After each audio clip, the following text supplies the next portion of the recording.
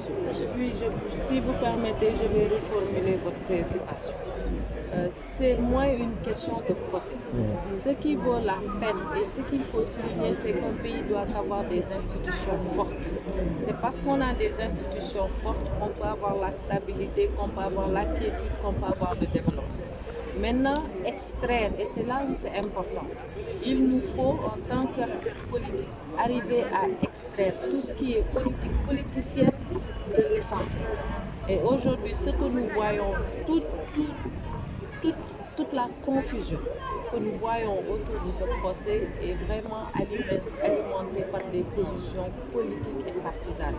Or, ce n'est pas la première fois que nous jugeons des compatriotes. Et ce n'est même pas juste pour tous ceux qui sont derrière les barres, pour tous ceux qui ont eu maille à partir avec la justice et pour ceux qui sont condamnés qu'on ait ce genre de situation. Je pense qu'il nous faut, en toute responsabilité, sortir les actions partisanes de la justice et avoir une justice forte et droite dans ses bottes. Donc le procès en tant que tel, je n'en parle pas parce que je trouve qu'il y a une confusion entre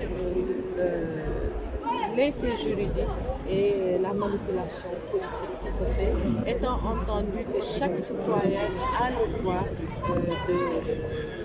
de se faire justice à travers les institutions. Lorsqu'une personne se sent lésée, elle a le droit d'aller en justice, c'est ce que la plaignante a fait.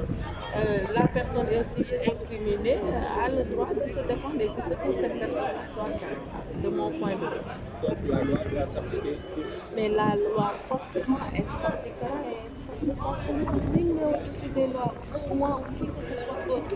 Maintenant, et ça c'est une responsabilité peut-être collective, mais la responsabilité individuelle, c'est que chacun puisse préserver cette stabilité et que chacun puisse respecter les institutions. Maintenant, ce qui incarne aussi les institutions, je pense, doivent être irréprochables. Merci beaucoup.